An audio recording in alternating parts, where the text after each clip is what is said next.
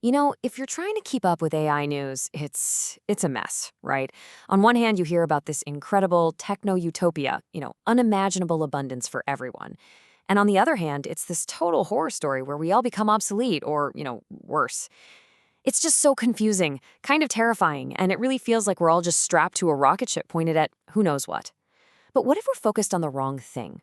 What if the real story, the one nobody's really telling, isn't about the machine at all? What if it's actually about us?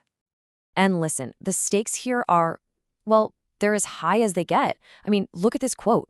This isn't some line from a cheesy sci-fi movie. That's a direct quote from Professor Stuart Russell, a guy who's been at the forefront of AI research for 50 years. He literally wrote the textbook on the subject. So when a guy like that says, we're toast, I think we gotta pay some serious attention.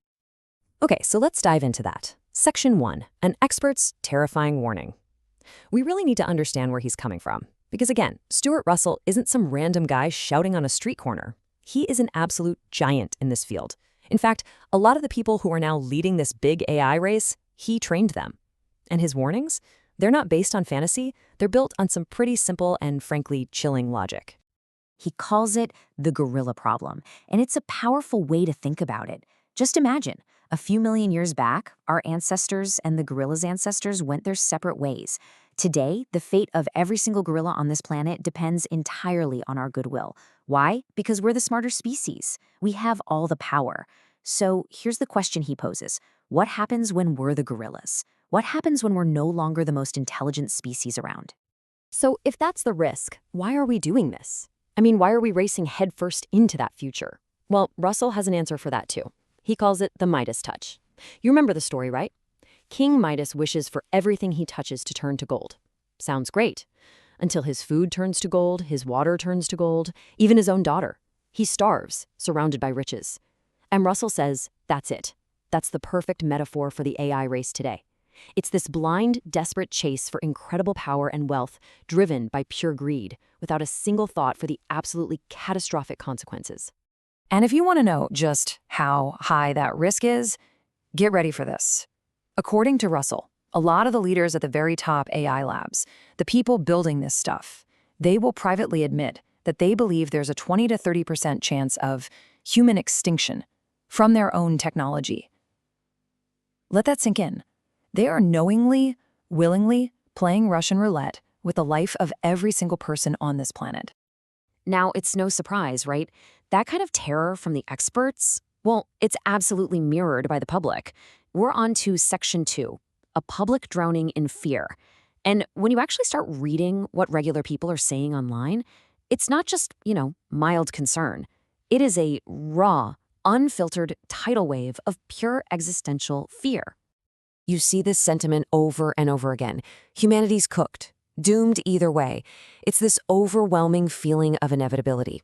Like the train has already left the station, and we're all just tied to the tracks, just waiting for the end. And hey, look at this. It's that same metaphor again. We're playing Russian roulette at a civilizational level. People aren't stupid. They get it. They totally understand the huge, irreversible risk that's being taken, supposedly on our behalf, but completely without our permission. And it's not just about the big end of the world stuff. There's this deep, practical, gut-level terror too. It boils down to this. No job means no income means no rent, no food, and that leads to societal collapse. The fear isn't just about losing a job. It's about the entire system we rely on to survive just evaporating. But this one is different. Listen to the feeling behind these words. The men building this don't care if we die. That's not just fear, is it? That is betrayal. That is anger. The terror here isn't aimed at some future killer robot. It's aimed directly at the handful of very real people making these decisions right now. And that right there, that's what this is all about. This is the core idea. Section 3, the real crisis is trust. The story that nobody seems to be telling you is that this whole AI crisis, it's not really about the technology. It's about something much, much more human. It's about trust. Think about it. We're not really afraid of the machine itself, like some Skynet-style apocalypse. No. What we're actually afraid of are its builders. It's this really deep and, honestly, completely justified fear of the unaccountable tech billionaires who are building these things. We're scared of their motives, we're scared of their carelessness, and we're terrified of their unchecked, godlike power. And here's the absolute key to understanding this. This is a legitimacy crisis, not some technical alignment problem. You can't solve a trust issue with a bit of code. It just doesn't work. I mean, it doesn't matter how safe or aligned you promise the AI is if nobody trusts the people who are setting that alignment in the first place.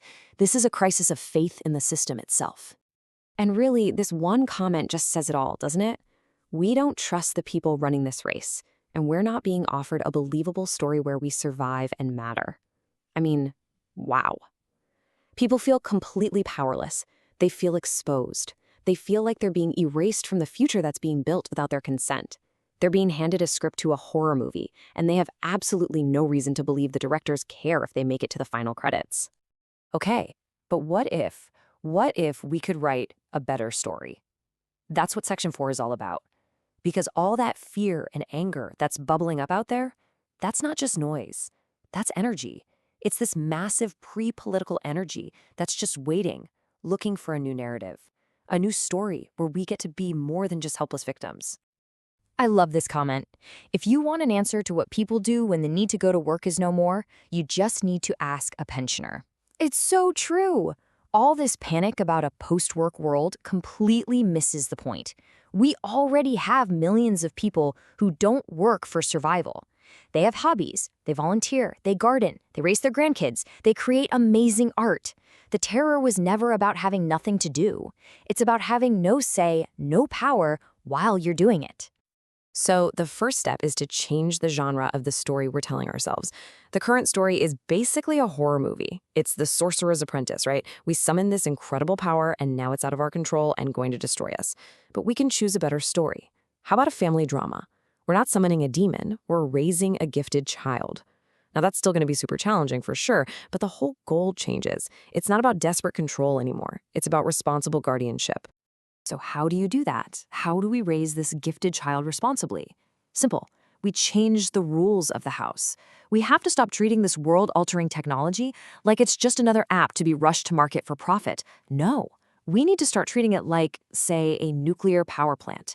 It's critical public infrastructure, and that means it should be subject to real democratic accountability, have revocable licenses, and be watched over by citizen oversight. And when you start thinking about it like that, a whole new political story begins to take shape. Let's look at it in Section 5, Finding the Missing Hero.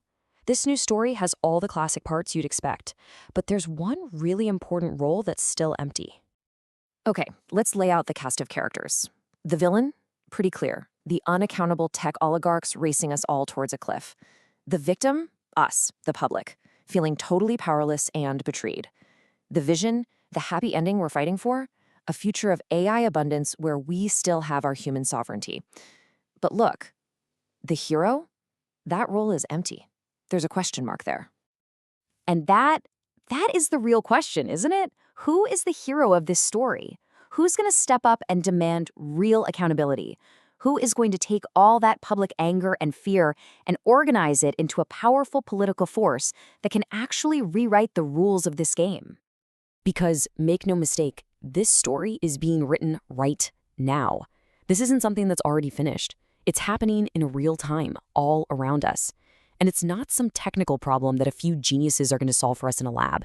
It's a political story, a human story. It's about power, it's about trust, and it's about what kind of future we want to live in. And the most important part, every single one of us gets to decide what role we're going to play.